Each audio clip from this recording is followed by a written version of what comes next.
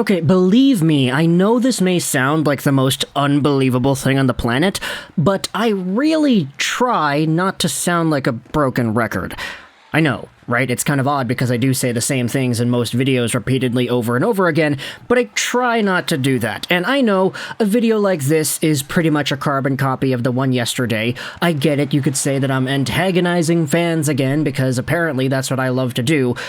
No, I antagonize teams, not necessarily the fans of the teams. That's your prerogative. If you feel offended by that, that's your thing. I'm talking about your hockey teams, not y'all specifically. This happens a lot with Vegas fans, unfortunately enough. I make a lot of videos talking smack about the Golden Knights, and I feel like that fan base is really going to come out from my head one day. But either way, I guess you could say the same about Calgary. It's just a little bit more understandable because I am a Canucks fan. But with all that being said, the reason we're making this video here today is because we had ourselves an article published on Sportsnet yesterday by Eric Francis going over the Calgary Flames and what could potentially happen. Now, in the video yesterday, we had talked about the Flames' shootout loss against the Nashville Predators, wherein Daryl Sutter played Nick Ritchie instead of Toffoli, and you kind of know the story. We had already talked about this a lot last video, but the overarching theme of that video was that the season as a whole for Calgary was sort of a failure. You had all these guys coming in that were good players, and you underperformed. The Flames' management coaching staff wasn't really all too aligned with what it seemed they wanted to accomplish. The management had an idea of the team, the coaching staff had a different idea of the team, and now you have this playoff losing season with one game to go.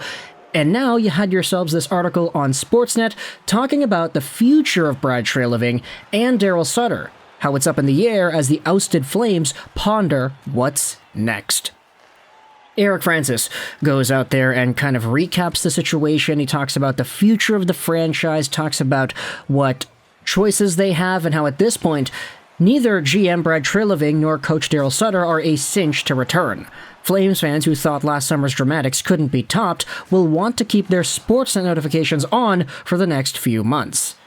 There's a conversation about the contracts. Treliving's contract is about to expire. Sutter had himself a 2-year extension, but before that, plenty of questions will be asked by ownership about a culture the coach has built that failed to get the most out of this team.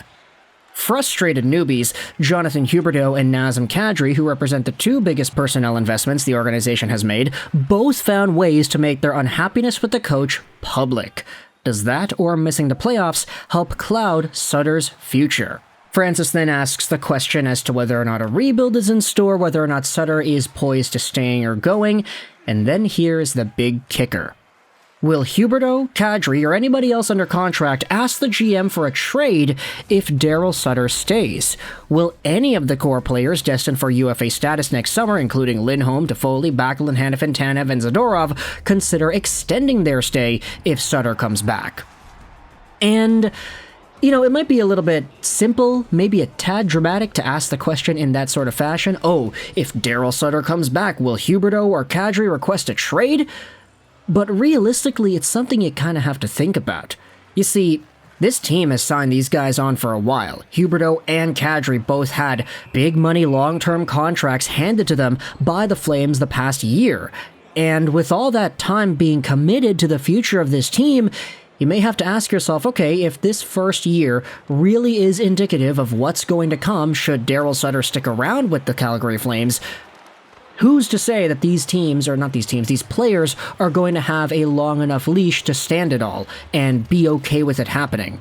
You had already seen the comments made by both of these guys in the media talking about their frustrations and the subtle jabs they had been throwing at the coaching staff this entire season. Long story short, it's been disappointing. And we had talked all about this yesterday, but Jonathan Huberdeau had 115 points last season, only to get himself 55-something points this season. He had like 80 assists last year, and he goes from that to 50-something total points under a Daryl Sutter system where you thought he'd be able to produce a lot more.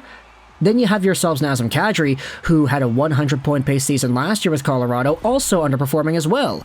Tyler Toffoli's been really good this year, but the big fish you had brought in to be the big fishes were not really producing like big fishes, nor were they producing like guys that are deserving of that amount of money that had been given to them by the Calgary Flames. And so, does it kind of go both ways here? Would the Flames be in a position to maybe consider a trade if these guys are expressing their disinterest and disapproval Disapprovement.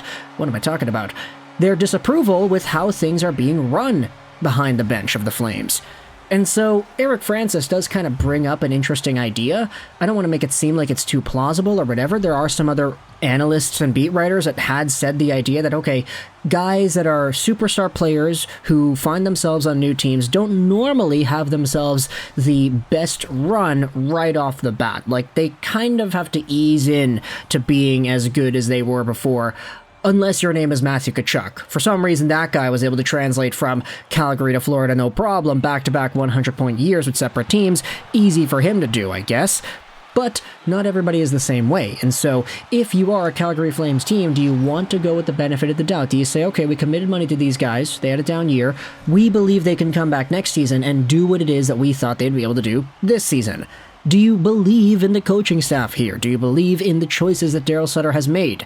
Based off of the comments and the social media response to the last Nashville Predators shootout, it's very apparent that that's not the case. But do you think ownership, management, and all of them have somewhat of a different opinion? At the end of the day, though, it's all up in the air. We'll see whether or not this ends up happening, whether or not any of these players end up leaving via trade or free agency. That's a long list of guys you're going to have to re-sign after next season. Lindholm and Toffoli, two very solid scorers. Chris Tanev is in there, solid defensive defenseman. Zadorov is an important part, I guess you could say, to this team. And, I mean, you let Johnny Gaudreau go, which was a pretty big thing. I mean, it's not really like he produced all too well in Columbus this season anyway, so who knows what would have happened had he stayed in Calgary. Would they have been better? Who really knows? That's honestly a pretty interesting question. I feel like that's a video topic in and of itself, but either way, lots has been going on here with the Calgary Flames in a bad way, and now you have yourselves articles going out there and questioning the long-term compatibility, I guess, of guys like Huberdeau and Kadri with this team in the first place. Now, don't get me wrong, there are a few other things discussed in the article. There are some more hypothetical questions asked about the departures or potential departures on the team, I guess you could say. When talking about guys like Lindholm, Toffoli, Backlund, Hanifin, etc., how many of them will make it crystal clear they're disinterested in staying in Calgary and be swapped out early, a la Matthew Tkachuk? Will any one of the veterans on expiring deals be re-upped, including Ritchie, Milan Lucic, Lewis, Stetcher, or Michael Stone? What will Oliver Shillington's status be as he enters the final year of a contract that leads him to UFA status next summer? How will the team approach talks with a revelation like Walker Duher, who is a restricted free agent with arbitration rights? Most of the answers will lie with whoever wears the GM hat, a question sure to be answered in the next few weeks. Until then, the hand-wringing and debate will continue. How will Markstrom, Huberdeau, and Kadri bounce back next season? And, yeah, there are a lot more hypothetical questions. That's kind of how the entire article ends off. It's just question after question after question, and that's sort of the thing here. There's a lot of uncertainty with how the Flames are going to be organization-wise next season, and what the roster is going to look like, because if guys like Huberdeau and Kadri do request a trade, then, I mean, you're probably going to have to do some work to get that caliber of talent replaced on your team. So, thoughts in the comment section below on the Calgary Flames and the potential idea that any of these guys, Huberdeau or Kadri, could request a trade coming up soon. Do you think it's plausible? Do you think it is going to happen? Do you think Daryl Sutter is the main indicator as to whether or not that is going to happen or not? Do you think he's the biggest factor that would decide that sort of thing? Thoughts in the comment section below. I hope you enjoyed this Juraj 9, and bye.